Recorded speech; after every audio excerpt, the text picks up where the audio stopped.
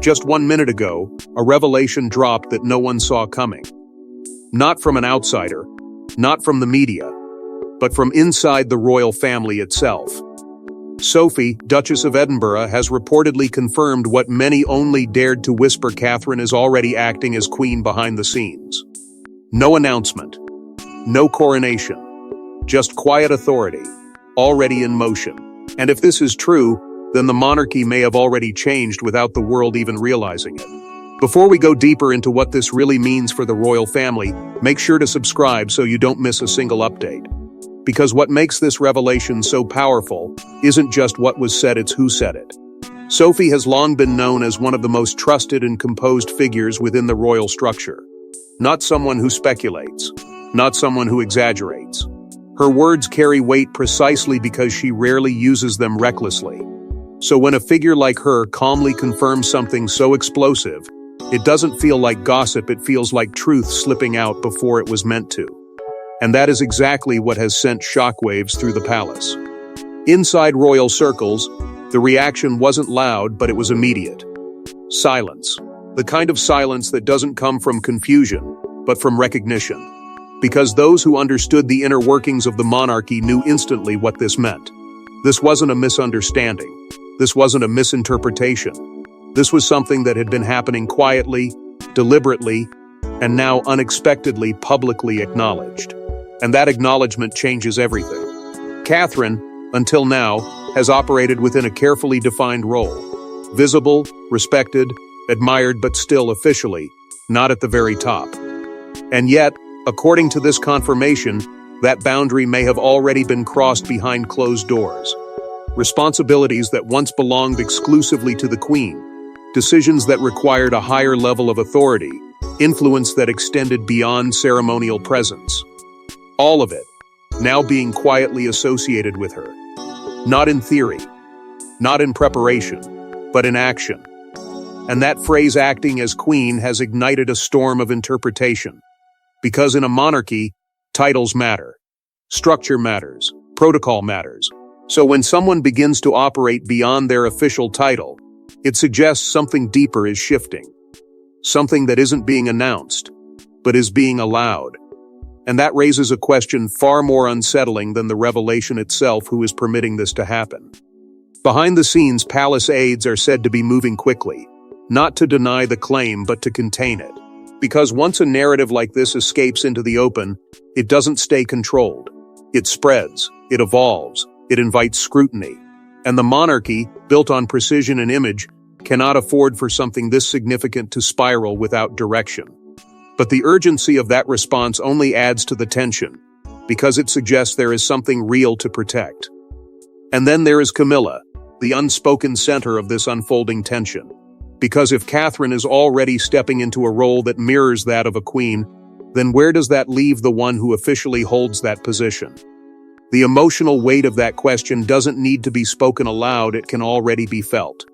Subtle, heavy, unavoidable. What becomes increasingly clear is that this wasn't sudden. It wasn't impulsive. There are early signs, whispers of decisions made, roles expanded, influence quietly redirected that suggest this has been building for months. Maybe longer. Carefully. Intentionally. Hidden beneath the surface of public appearances and controlled narratives. And now, with a single confirmation, that hidden shift has been dragged into the light. Not fully exposed, but enough to change how everything is seen moving forward. But if Catherine has already stepped into that role, the real question is, how long has this been happening behind closed doors? It didn't begin with a single moment. There was no announcement, no clear turning point. Instead, it happened slowly, so subtly that most never noticed. Responsibilities shifted. Decisions rerouted. Presence redefined. And before anyone could question it, Catherine wasn't just participating in royal life, she was quietly shaping it from within. At first, the changes were almost invisible. A meeting here. A decision there. Moments that, on their own, seemed routine. But when placed side by side, a pattern begins to emerge, one that suggests something far more deliberate unfolding beneath the surface. Catherine's role wasn't expanding by accident. It was evolving with precision, with intention. and most importantly, with quiet acceptance from those who understood exactly what was happening. Behind closed doors, her presence in key discussions began to grow, not as an observer, but as a voice that was increasingly listened to, considered, and, in some cases, followed. Senior aides, individuals who had spent years navigating the rigid hierarchy of the monarchy, began to shift their posture in subtle ways, seeking her input, waiting for her response, adjusting decisions based on her perspective. These are not small changes in a system built on structure. These are signals that authority is beginning to move. And then there were the moments of representation, appearances that carried more weight than usual.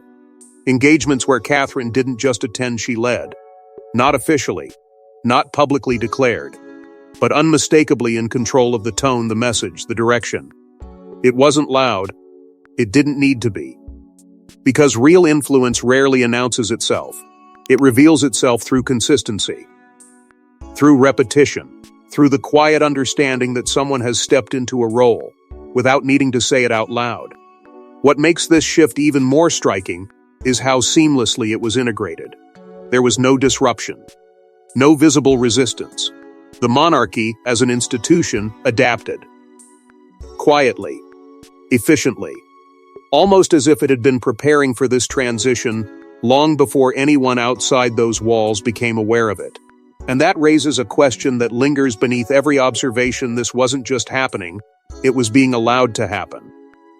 Because in a system as controlled as the monarchy, nothing of this scale unfolds without awareness, without oversight, without approval from those at the very top. The idea that Catherine's influence could expand this significantly without intervention doesn't suggest absence, it suggests alignment. A silent agreement that this is the direction things needed to move. That this shift, though unspoken, was necessary. And perhaps that is the most unsettling realization of all. Not that Catherine is stepping into something greater, but that the path has been cleared for her to do so, quietly, carefully, without drawing attention until the moment was right. And now, with Sophie's confirmation, that moment may have arrived sooner than anyone expected. Because when influence grows this steadily, this smoothly, it doesn't happen in isolation. It happens because someone is guiding it, supporting it, ensuring it reaches exactly where it needs to be. And if this shift was allowed to happen, then someone at the very top must have made that decision. No official statement, no public endorsement, just silence. But in the world of royalty, silence can be louder than any declaration. Because if Catherine is already acting as queen, then one question becomes unavoidable. Did King Charles allow this? Or did he quietly orchestrate it? Because in a system built on control, silence is never empty. It is deliberate, measured, calculated, and right now that silence is speaking volumes. There has been no denial, no correction, no effort to shut down the growing narrative. And that absence of reaction is exactly what has turned speculation into something far more serious. Because if this were untrue, if this were misinterpreted, it would have been addressed immediately. The fact that it hasn't suggests something far more intentional. Behind the scenes, the idea that Charles may have allowed this shift begins to take shape, not as a surrender of power, but as a strategic redistribution of it. Because the monarchy, at its core, is not just about holding authority, it's about preserving it, ensuring its continuity, protecting its image in a world that no longer accepts tradition without question. And in that context, Catherine represents something rare: stability without controversy, influence without resistance, presence without division. Reports of Charles increasingly relying on her are no longer seen as coincidence. They begin to look like preparation, a quiet alignment between present leadership and future direction. Because positioning Catherine in this way does something powerful, it creates a seamless transition before the transition is even required. It allows the monarchy to evolve without appearing unstable, to adapt without admitting that adaptation is necessary. And yet this decision, if it is a decision, carries emotional weight that cannot be ignored. Because within that quiet strategy lies a deeply personal consequence. Camilla, the queen in title, the figure who has endured years of scrutiny to stand beside the king. And now, potentially, the one who finds herself navigating a reality where influence is no longer defined by position alone. This is where the tension deepens. Because this isn't just about governance, it's about relationships, about loyalty, about the unspoken balance that has held the monarchy together through its most fragile moments. And when that balance begins to shift, even subtly, it creates a ripple that touches everything. Every interaction, every decision, every unspoken understanding between those at the very center of it all. Palace insiders, though careful with their words, hint at something more coordinated. A sense that this alignment between Charles and Catherine is not reactive, but deliberate. That what appears as a natural evolution may in fact be guided, structured, managed with precision. Because nothing at this level happens without intention, not influence of this scale, not a shift of this magnitude. And perhaps that is the most powerful realization of all. That this isn't simply about who is stepping forward, but about who is allowing it. Because when authority begins to move in silence, it doesn't create chaos, it creates transformation. Quiet, controlled, but irreversible once it begins. And as that transformation unfolds, the lines between present and future begin to blur. Because if Catherine is already acting within that space, then the monarchy is no longer waiting for change, it is already living it. But while this quiet approval may have strengthened one figure, it inevitably placed another in an impossible position. For Camilla, this wasn't just a rumor, it was a realization. Something had changed. Not suddenly, not dramatically, but undeniably. The space she once occupied at the center of royal influence no longer felt as secure. And as Catherine's presence grew stronger, the question became impossible to ignore. Was Camilla slowly being replaced without ever being told? At first, it was easy to dismiss. A shift in schedules, a change in who attended certain meetings, small adjustments that could be explained away as routine. But over time, those small moments began to form a pattern. And patterns, in a place as controlled as the monarchy, are never accidental. They are signals. Quiet, controlled signals that something beneath the surface is evolving, and not everyone is evolving with it. Camilla, who had spent years navigating scrutiny and resistance to secure her place, now finds herself in a position far more complicated than any external criticism she once faced.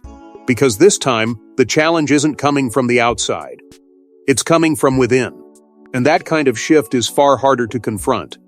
There is no statement to respond to, no accusation to deny, just a growing awareness that the space around her is changing, and she may not be the one directing it anymore. The emotional weight of that realization doesn't erupt, it lingers. It settles into conversations left unfinished, into moments where presence feels acknowledged but not prioritized. Maintaining composure becomes its own kind of struggle. Because in a system built on dignity, there is no room to openly question what cannot be publicly confirmed. There is only the quiet effort to hold position, even as that position begins to feel less certain. Behind palace doors, there are whispers not loud enough to reach the outside world, but strong enough to be felt by those closest to the center. A sense of frustration, of disbelief, not expressed in confrontation, but in restraint. Because the rules of the institution demand control, demand silence, even when the reality beneath that silence becomes harder to ignore. What makes this moment even more complex is the contrast between title and influence. On paper, nothing has changed. The structure remains intact. The roles are clearly defined. But in practice, something is different. Influence is moving. Decisions are being shaped elsewhere. And that shift, though unspoken, carries more weight than any official declaration ever could. At the same time, Catherine's role continues to expand steadily, confidently, without hesitation. And that expansion only sharpens the contrast.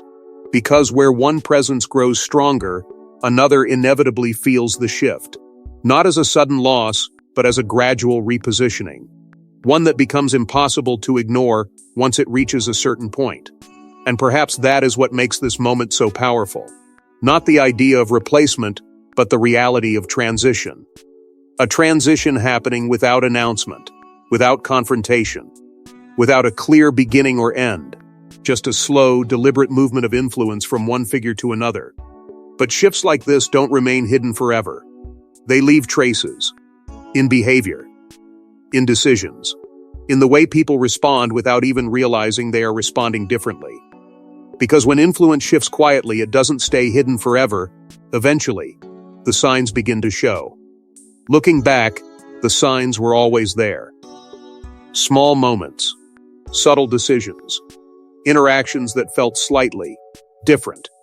But now, with Sophie's confirmation, those moments take on a whole new meaning. Because what once seemed ordinary now looks like evidence of something much bigger unfolding. It's in the details that the truth begins to reveal itself. The kind of details that are easy to overlook in real time, but impossible to ignore in hindsight.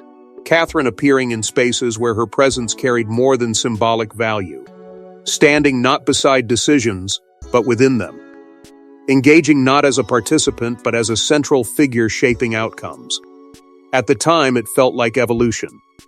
Now, it feels like transition. There were moments during key royal functions where her role extended beyond expectation. Not announced, not explained, but unmistakably expanded. The way conversations shifted when she entered. The way attention redirected. The subtle recalibration of energy in rooms that had long operated under a strict hierarchy.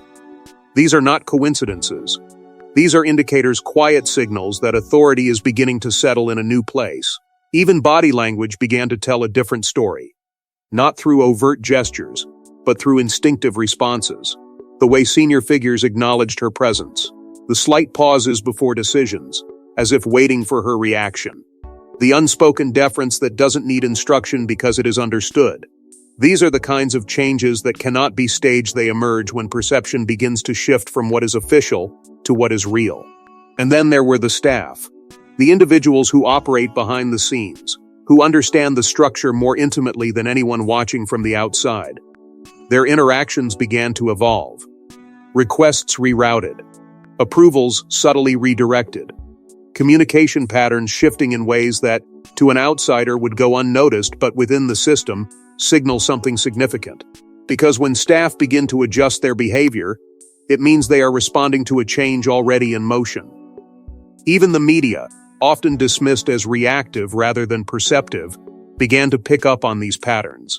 Not immediately, not with certainty, but with curiosity. Questions started forming. Observations being made. Small inconsistencies that didn't quite align with the official narrative. And now, with this confirmation, those early suspicions no longer feel speculative, they feel validated. What's most striking is not that this transition happened, but how it happened. In plain sight, without disruption, without confrontation. As if the monarchy itself was quietly preparing the world for something it wasn't ready to announce yet. And that level of control, that level of precision, suggests something far more coordinated than anyone initially believed. Because transitions of this magnitude don't occur through isolated moments. They are built, layer by layer, decision by decision. Until one day, the shift is no longer subtle, it is undeniable. And that is exactly where things stand now.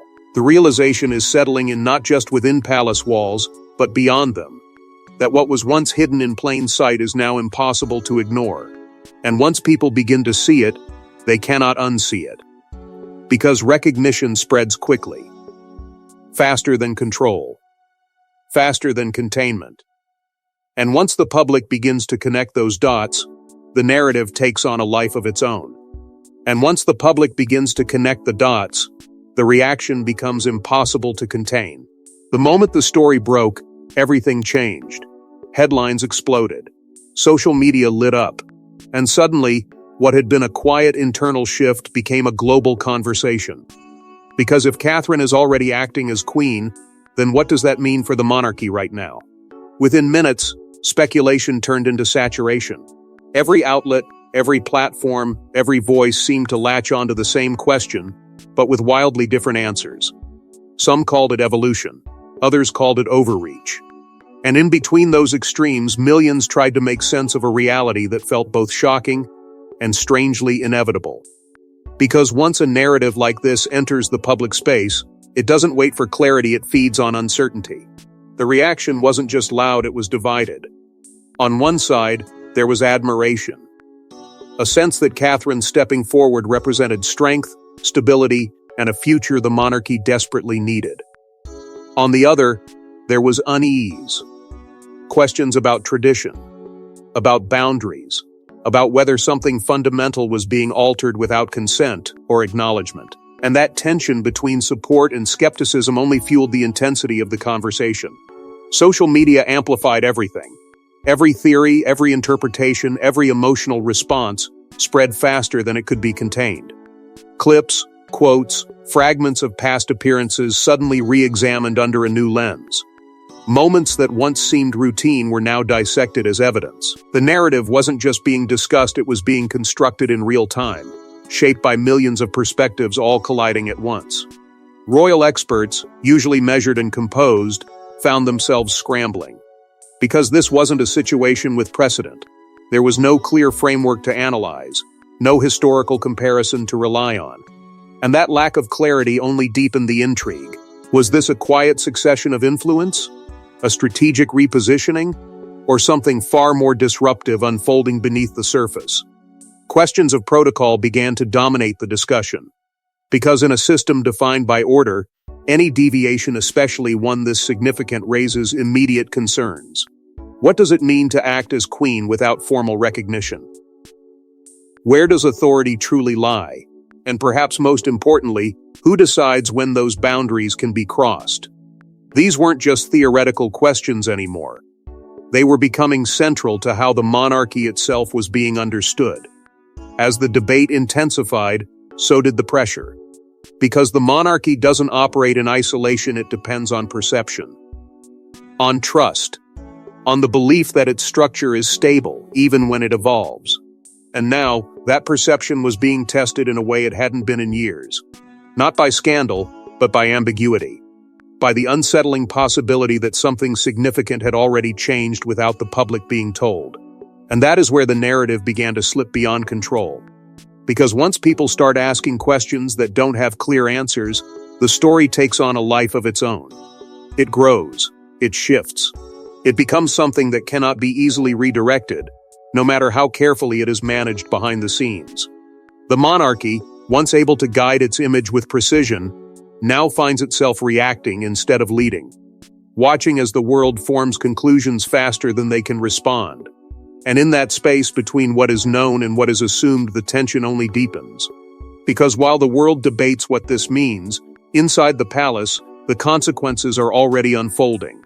In monarchy, power isn't just about titles, it's about perception. And right now, perception is shifting. Because whether officially declared or not, Catherine is being seen as something more, something greater. And once that perception takes hold, it changes everything. For generations, the structure of royal authority has relied on clarity. Titles defined roles defined influence, and influence shaped the future. But what happens when that structure begins to blur? When the public no longer looks to the title first, but to the presence, the consistency, the figure who feels most aligned with what the monarchy represents today? That is where the real transformation begins. Quiet, gradual, but impossible to ignore once it takes hold. Catherine's rise within that perception isn't loud or forceful. It doesn't demand recognition. Instead, it settles in slowly, almost naturally, until it becomes the default. The steady voice, the composed figure, the one who seems to carry the weight without appearing overwhelmed by it. And in a system where stability is everything, that kind of presence becomes more powerful than any formal declaration. Because people don't just respect it, they begin to rely on it. At the same time, William's position becomes stronger through alignment rather than assertion. He doesn't need to prove authority when it is already being reinforced by the figure beside him. Together they begin to represent something unified, something forward-facing, something that feels less like tradition being preserved and more like it is being redefined. And that subtle shift away from hierarchy and toward partnership quietly reshapes how power is perceived from the outside. But not all roles evolve equally. Because as one presence becomes more central, another inevitably feels more distant. Camilla's position, once defined by proximity to the throne, begins to take on a different tone. Still respected, still acknowledged, but increasingly symbolic. Less about active influence, more about maintaining continuity. And that distinction, though rarely spoken aloud, becomes visible in the smallest of ways. In attention, in focus, in the way narratives begin to form. What makes this shift even more significant is how naturally it aligns with modern expectations.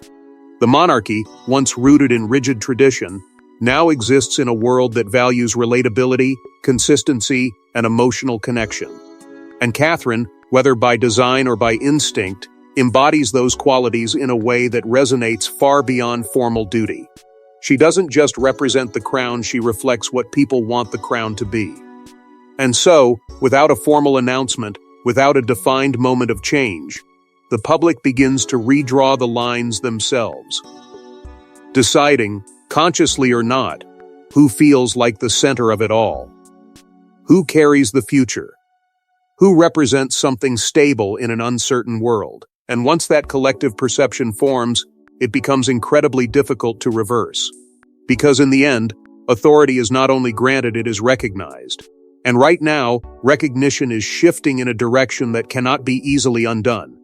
It moves quietly, but with undeniable force, reshaping expectations long before any official acknowledgement ever arrives. And if perception continues to evolve this way, the next step may no longer remain behind closed doors. This isn't just about what's happening now, it's about what comes next. Because if Catherine is already acting as queen, then the future of the monarchy may have already arrived. Quietly, unexpectedly, and without waiting for tradition to catch up. What makes this moment so powerful isn't the noise surrounding it, but the silence that allowed it to happen. No ceremony,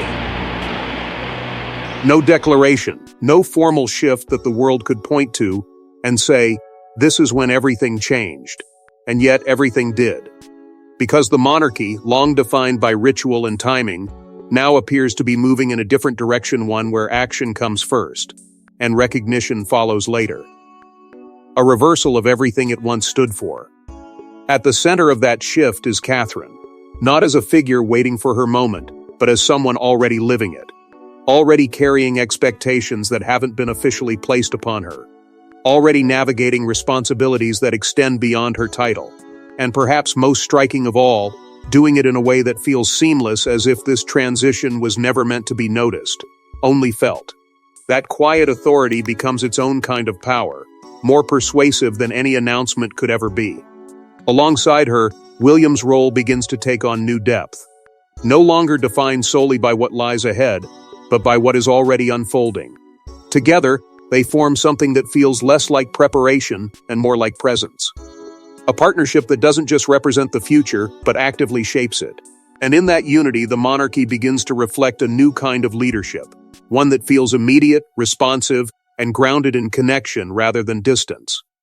But such transformation does not happen without consequence, because as new roles emerge, old ones must adapt or fade. Behind the scenes, responsibilities are being redistributed, priorities subtly redefined. Decisions that once followed strict hierarchy now seem to move through different channels. It is not chaotic, it is controlled. But it is undeniably different. And for those within the institution, that difference carries weight. Emotional, political, personal. For the public, the effect is just as significant. Trust is no longer built solely on tradition, it is shaped by what people believe they are witnessing in real time. And right now, what they see is a monarchy that is evolving, whether it chooses to acknowledge it or not. Catherine's growing presence becomes a focal point, not because it was demanded, but because it feels necessary. Familiar. Assuring in a way that resonates deeply with a changing world. And once that trust begins to shift, it rarely moves backward. Because perception, once formed, becomes expectation. And expectation, over time, becomes reality. That is the quiet force driving this transformation forward.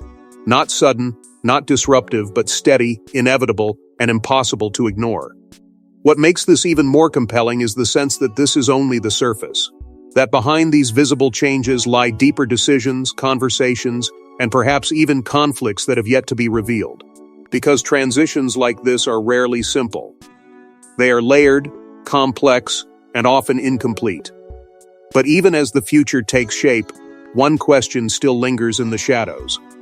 If this is what's already been revealed, what hasn't? Because moments like this don't happen in isolation. They're part of something larger, something still unfolding. And as the monarchy stands on the edge of transformation, one truth becomes impossible to ignore. This may only be the beginning. Beneath the surface, tension lingers quiet, controlled, but unmistakable. Not the kind that erupts publicly, but the kind that reshapes relationships from within. Different factions, different loyalties, different visions of what the monarchy should become, all existing at the same time, pulling in slightly different directions. And while the public sees unity, those subtle fractures suggest something far more fragile. Because when change happens without clear acknowledgement, it doesn't resolve, conflict, it deepens it. At the heart of that uncertainty stands Camilla. Not removed, not replaced, but no longer untouched by doubt. Her position, once solidified through years of endurance, now feels less defined. Not because of anything explicitly stated, but because of what is being implied. The rise of Catherine does not directly push her aside, but it creates a new center of gravity. And in a system where influence matters as much as title, that shift alone is enough to change everything. It leaves questions hanging in the air, unanswered yet impossible to ignore. And those questions are not confined to palace walls. The world is watching closely, intensely, almost impatiently. Every appearance, every gesture, every decision now carries added weight. Not just as isolated events, but as potential signals of something greater taking shape. People are no longer waiting for official confirmation. They are interpreting, connecting, anticipating. Because once the idea takes hold that change is already happening, every moment becomes evidence. Inside the monarchy, that awareness creates its own kind of pressure. The need to maintain stability while navigating transformation. The challenge of preserving tradition while adapting to a reality that no longer fits neatly within it. It is a delicate balance, and one that becomes harder to sustain with each passing day. Because the longer something remains unspoken, the louder it becomes. There is also a growing sense that what has been revealed so far is only a fraction of the full story. That behind the measured silence and controlled responses lie deeper shifts, decisions not yet disclosed, alignments not yet understood. And if that is true, then this moment is not a conclusion. It is an opening, a signal that something more is coming. What makes it all the more compelling is how quietly it is happening. No dramatic declarations, no sudden upheaval, just a series of moments, each one small on its own, but together forming something undeniable. A transition not marked by a single event, but by a pattern that becomes impossible to dismiss once it is seen clearly. And that is where the real tension lies, not in what has already happened, but in what hasn't been revealed yet. Because if this shift continues, if the momentum continues to build, then the monarchy may soon face a moment where silence is no longer an option. Where what has been unfolding behind closed doors must finally be acknowledged in the open. But until that moment arrives, everything remains suspended between what is known and what is suspected, between stability and change, between past and future. And in that space, the story continues to evolve, quietly but relentlessly, moving towards something that feels inevitable. Because in the royal family, the biggest changes are never announced, they're revealed, one moment at a time. Thanks for watching. Please don't forget to like and subscribe, and we will see you in next one.